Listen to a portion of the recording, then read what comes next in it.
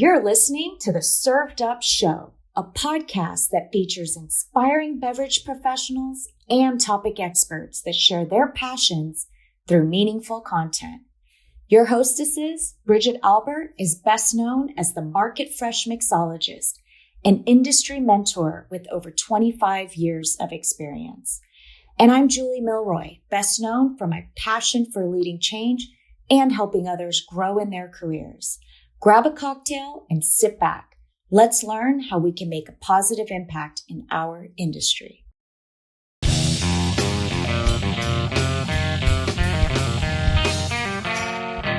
Hey y'all, it's Bridget here. I sat down with Sarita Cheaves, the creative force behind the popular podcast Swirl Suite, and a distinguished wine pairing expert at VineMeUp. Sarita brings her passion for wine, deep knowledge of pairings, and insights from her journey in the wine industry to the table.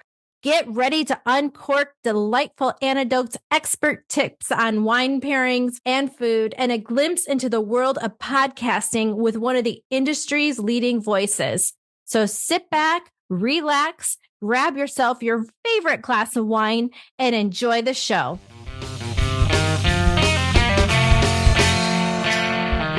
Sarita, welcome to Served Up. It is an absolute joy to have you on the show today. Happy Friday. I'm so happy to be here. Absolutely. Sarita, can you tell our listeners a bit about your background and really what drove and created that passion for all things wine that you hold? Sure. Yeah. I've been in wine for over 10 years at this point now. And it began sort of just drinking with girlfriends and going to wine bars and wine fests.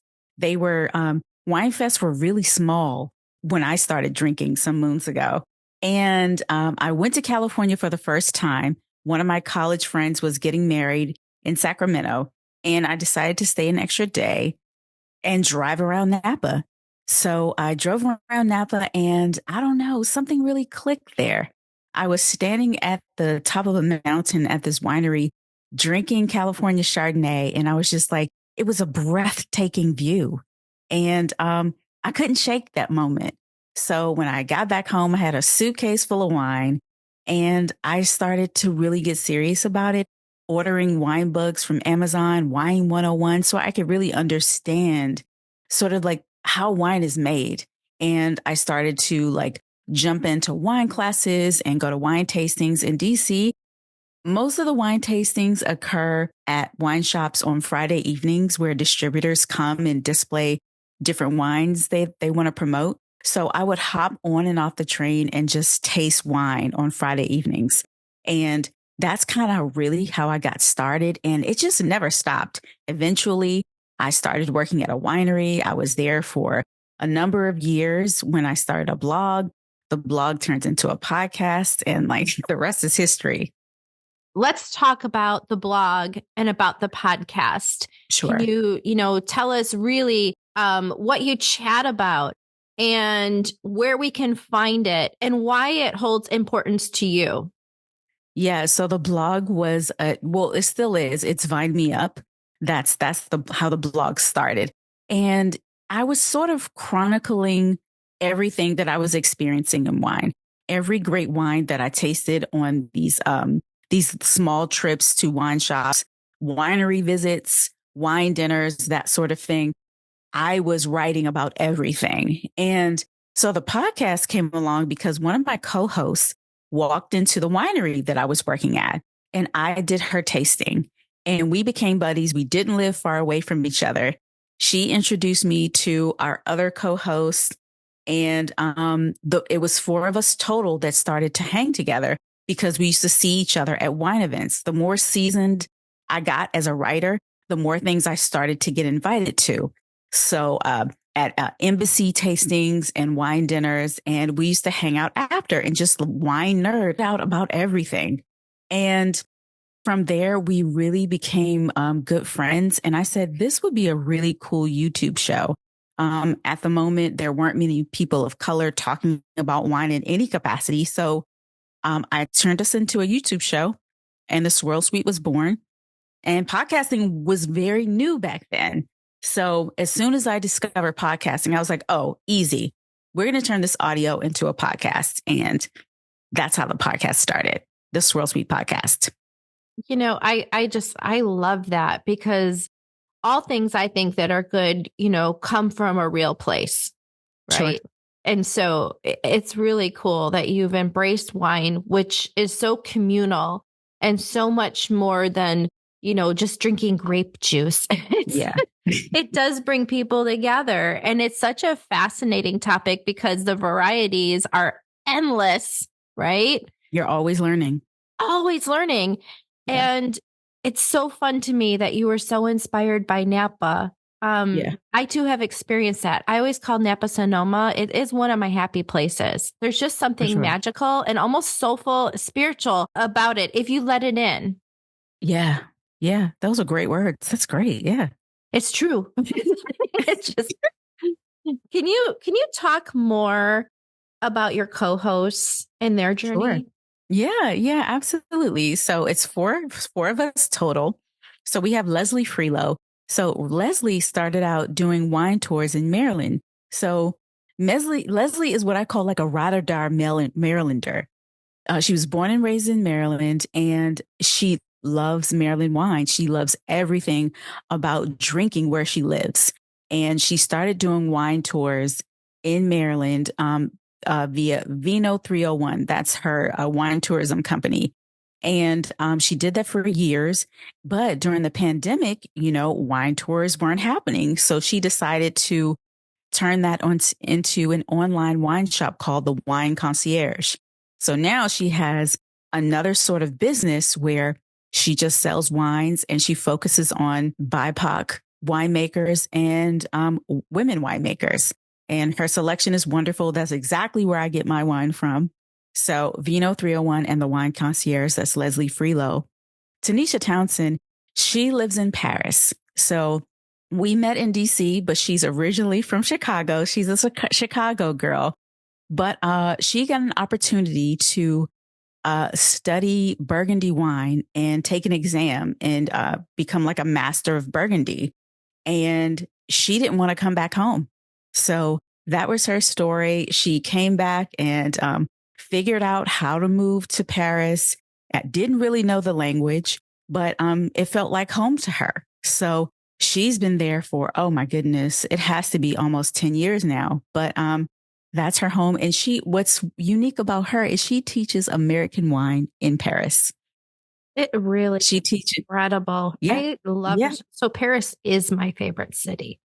Is it really? I've been there 14 times. I always say like it is expensive to get there, but once you're there, it's a hell of a lot cheaper than the US as far as food and beverage go. It drives me nuts when I can get like this beautiful baguette for maybe €4 at a stand. And if I go to, let's say like a Subway here in the US, it costs me $9. So absolutely. Like 2.5 times, right? Yeah. So, yes. What a powerful story. And there's one more host. Yes. So Glennis Hill, she is a trained scientist and she has a full daytime job as a scientist, but her fascination with the science behind wine is incredible. She's also an avid traveler, so she can give you all the travel tips when you go places. I'm actually headed to Paris in August. I was accepted into this program. It's called the Varasian Project. And they send minority wine professionals to different regions. Last year is Virginia. Luckily, this year it was Europe. So, wow. Congratulations. Thank you very much. I appreciate that. That's amazing. Can we just talk very quickly about that program? Like, what does that entail and what will you be learning? So I believe I don't have the full itinerary yet, but we will be going on different tours and experiencing wine in, I believe, Burgundy and Champagne. Those are the two I know we're going to. Maybe another region. I'm not really sure, but I'll be there for 10 days. So I think we're going to learn a lot. Yeah, I think so too. What an incredible opportunity, truly. Sure. Yeah, because I've only been to Paris once. So this will be my second time. I'm very excited. Well, once you go, I feel like she just calls you back. Yeah. Yeah. You know, she calls you Yeah. back each and every time. I mean, Yeah. absolutely. Oh my Mhm. goodness. Yeah. You know, can we go back a little bit and talk Sure. about why is it important to have representation in the wine industry, whether it be, you know, you mentioned like BIPOCs, you know, Black, Brown, even Indigenous, Mhm. and women owned. Can you talk about why that representation matters? Well, I mean, if there's no representation there, then we won't know it's a thing that can be accomplished. I started the Swirl Suite podcast because it's something I simply didn't see. I Mm-hmm. mean, I didn't even see a lot of women, let alone women of color, in these spaces that I was in. These embassy tastings and these classes were mostly taught by white men. Mm-hmm. So I didn't even know what was possible until I started to see it. And I'm very thankful that I'm happy that we can really build a platform where people can say, "Oh, I can do that. I can be in wine. I can have a profession in wine." And then my thing is, because what I do, it's so broad, because I during the pandemic, I released a wine activity book, and it just came to me in a dream.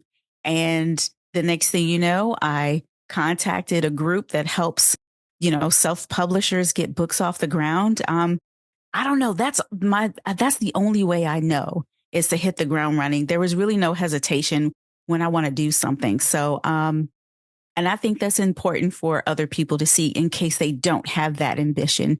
They can see someone like me just doing it all and say, well, you know what? I can do it all too. Yeah, and you are, right? You're creating Yeah. that space to make that even playing field as much as we can for Yeah, all, for because sure. we're still not there yet. Not even close. Not Yeah. even close. Not even close. Yeah. So the work that you're doing is really, it's important. It's really important. Can you talk about some of the episodes that you've had on Swirl Suite that have really been impactful or maybe even eye-opening to you? Sure. Ooh, there's so many. But we actually did a partnership series with the Washington Wine Association. So we did 3 episodes where we had a grape grower and a winemaker on each episode, different ones. And they talked about their different positions in grape growing and winemaking, and how they work together to uh, to make beautiful wine. And that was with Washington Wine. And of course, all the wine was delicious. And we learned so much just listening to these grape growers who have had these vineyards in their family for decades. And that's all they want to do, is grow grapes and help people make beautiful wine. So that was probably one of my most eye-opening experience being a podcaster. Yeah, such a learning moment, right? For your Oh, yeah. listeners, for yourself. That's such a rare opportunity. Right, right. Because a lot of people think you need to grow the grapes and make the wine, or vice versa. And you Right. really don't. Yeah. Yeah. It's amazing. There's just so much nuance into winemaking. Yeah. Yeah, it And is. do you think, like, since you've changed, because you've been in it for a really long time, you've been in it for a Mhm. decade, right? Yeah.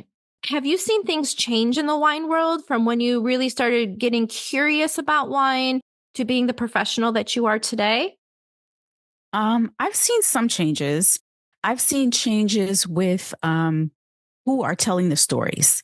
So a lot of people of color now are telling the stories. It can be food is really something that's involved in wine. They really marry together. And I've been to a lot of wine dinners where Caribbean food is involved and Asian food is involved. I mean, in our training, those things aren't really included in when you study wine. It's usually, I don't know, foie gras or some sort of cheese, or, just like a protein or steak. And now we're really starting to diversify the way that we taste and how we describe wine. I think that's the biggest change I've seen so far. That's really interesting. What is your favorite food pairing with wine? Oh gosh, it's something so simple. What is it? I want to know. It is simply Utz salt and vinegar potato chips and kava. Ooh, Yeah. okay. Okay. So I've heard a lot of pairings with potato chips, like Yeah. fries, because they're crispy, Yeah. they're salty. But did you just say salt and vinegar? I did Utz salt and vinegar potato chips Oh, and that kava. Yeah. that is so cool. And why do you think that pairs so good?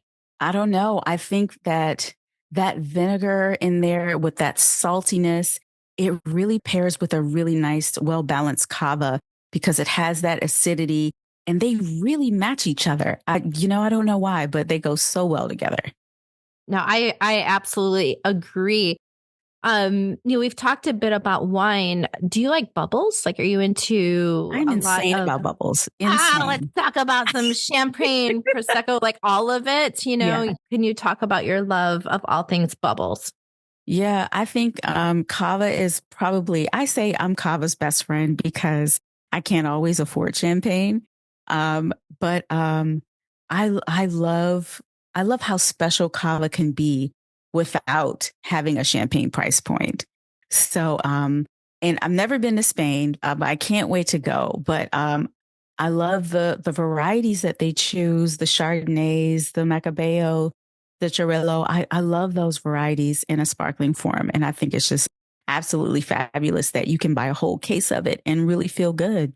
And it's something that you can serve at brunch. If you decide to make a mimosa, you can do that. And it's not offensive. I feel it's offensive when you try to use champagne and mimosa to me. So, Cava, because it's a nice price point, you don't feel too bad about that. But yes, I love kava with Chinese food on a Friday night. It's just, I don't know, that girl just serves so many purposes. So I agree. And what I think is so fun is that, folks are recognizing now more than ever that we don't have to save, and it doesn't matter what price point our bubbles are at, right? We don't have yeah, to save it for like a New Year's Eve yeah, or a big, huge occasion. It could be like a Monday night, drinking it and having your salty vinegar chips. It yes, just doesn't exactly. matter, right? Yes, exactly. Yep. I think that it's becoming more approachable. Yeah, yeah. Another bubble that I like that's really hard for me to find is Franciacorta. Mm. Um, I love it so much. I've only had it a handful of times, but it's always like been stuck in my mind. So that's another one of my favorites. Let's see. I love all bubbles, honestly. Oh, out of South Africa. Yeah, they're Cap Classiques. They're just beautiful wines to pair with like a full dinner. I love it. I actually love it with duck. I love Cap Classiques, especially the rosés with duck. It's stunning. I'm glad that you mentioned rosés. Rosés they've had their time. Oh my Yeah, gosh, rosé all day and rosé at brunch and disco yeah, rosé. I mean, I could go on and yeah, on and on about rosé. yeah. Do you think rosé has had its time and is fading? Do you think we're just learning more and more about it and getting more excited about the category? What is your real feelings on rosé? I think it's here to stay. I think it's its own category now. And I was just a judge in January for the Virginia Governor's Cup. And there was a whole rosé category. And we had to judge rosés. So it's here to stay. It's not going anywhere. I think we're just starting to, crack the surface of rosés and what it can do. Yeah, I agree. And I think, all the different rosés they really do have different tastes, different qualities. Yes. I'm always amazed on what I experience when I open myself up to new brands, right? Yeah. And I've said this before on podcasts. Look, I am not an expert in wine. I'm not. I'm the one like, you got a sexy, cool bottle. I don't care what price point it is. I'm gonna bring it home and try it. Yeah. Yeah. Absolutely. The Because it label looks matters. pretty in Yeah. my fridge. I'm gonna, give it a try. And I don't think there's anything wrong with that. Hmm. And Rosé really offers that. I mean, my goodness, their marketing and Yeah. their labels are so like just beautiful. Yeah. Yeah. Absolutely. And this is rosé season. Yeah. Absolutely. It totally is. What are you drinking in the summer? So that's spring. Let's go through the Hmm. seasons. What do you recommend for summer? Ooh, what do I recommend for summer? I You know it gets know? hot where you are. I have been in your Yeah. neck of the woods and I've Yeah. been miserable, not realizing how dang hot it gets. Let me first apologize for our humidity. It is so bad. It's so terrible. So right now we're actually having a spring and I'm enjoying it. Spring into summer, I'm an Albarino girl. Yeah, I love Albarino. And we eat tons of seafood here because we're right on the water. So I love either my cava, a good Chardonnay, or Albarino with shrimp or oysters, crabs, all the things. Yeah. Now I'm hungry. Thank you. I don't get that in my neck of the woods. I live in a very small farming town outside of Chicago. Okay. So let's move into the next season, which would be autumn. Autumn screams Gamay to me. Beaujolais. Yeah. And I how love are you it. pairing that?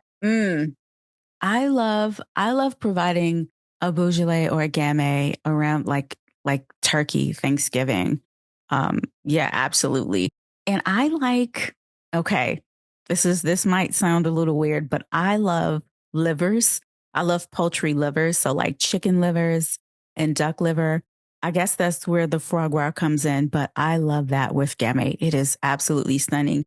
So just think about if you got some livers on a plate, maybe some sort of jam, like a fig jam or blueberry jam, and you've got a nice, maybe like a goat cheese or something. Oh my, it's texture heaven. It's all sorts Wow. of textures in there. Is it So because that's, does the wine kind of cut through the fat of hmm livers? Like I don't know much about that wine itself. So could yeah, you talk to me about like how that sure. works with the food?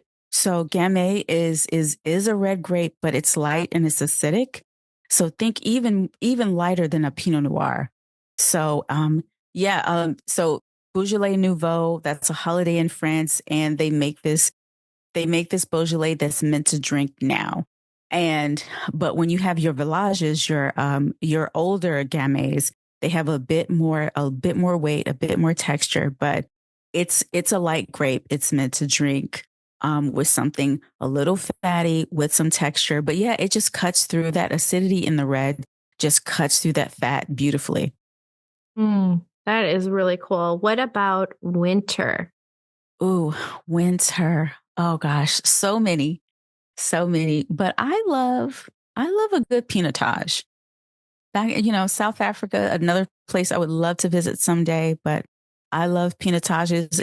It's funny when I first started drinking wine, there weren't many pinotages, and when they were on the market, they were very a little harsh, like super earthy and harsh. But now they're making them lighter and a bit more fruitier. And yeah, I love a good pinotage. And that's really a part of the world that's booming right now with wine, right? Yeah, South Africa. yeah, it It's is. getting a It lot of is. attention. Absolutely. And as a matter of fact, one of my co-hosts, Leslie, who has a wine tourism business, she's doing her first wine tour in South Africa. So Oh my yeah, gosh. she's working with some other wine tourism companies in South Africa so they can make one big trip. And I'm sure it's going to be stunning. Yeah, I'm sure it is as well. Can we talk about maybe some other emerging places that Sure. have wines coming out that are really something that we should be looking for or forward Sure. to?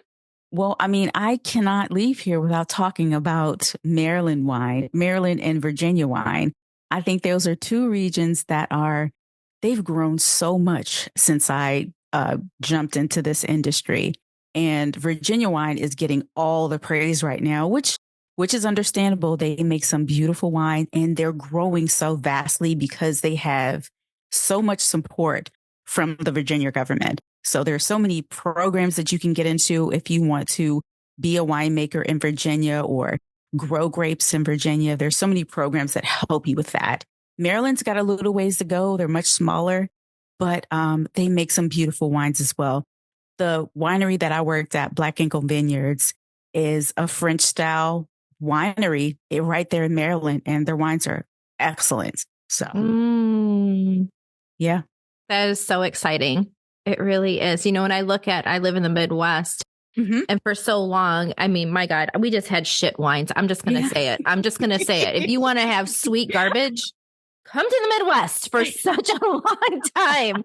And I feel like in the last couple of years, that's starting to really change, especially Yeah. in Michigan, Yeah. which my husband and I went to like through Traverse City, which is Mm-hmm. known as the cherry capital of the world. Okay. I just tell you, if you want cherry wine, you go there.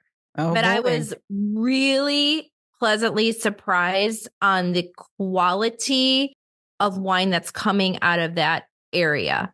Yeah. I'm not talking about the cherry stuff. I'm talking about like real wineries with tasting rooms that look and feel like you're in a Napa or Sonoma. So that to me is exciting. Something, being a Midwesterner, I can finally be proud of some of the wine that's coming out of our area. Yeah, you're absolutely right. I have friends who have been to press trips to Michigan to taste their wine, and they were very impressed. And I have family in Ohio, and they're from Toledo, so it's closer to Detroit. So yeah, there's some beautiful wineries out there. Yeah, yeah, between the Midwest and also Texas. Yes, Texas. During the pandemic, the Texas Wine Association, they had a big event where they really wanted to showcase all their wines. So they chose a handful of wine professionals, including myself, and they sent us like 15 different wines. And we sat through a seminar, and each winemaker had about 10 minutes to talk about their wines, and their wines were marvelous.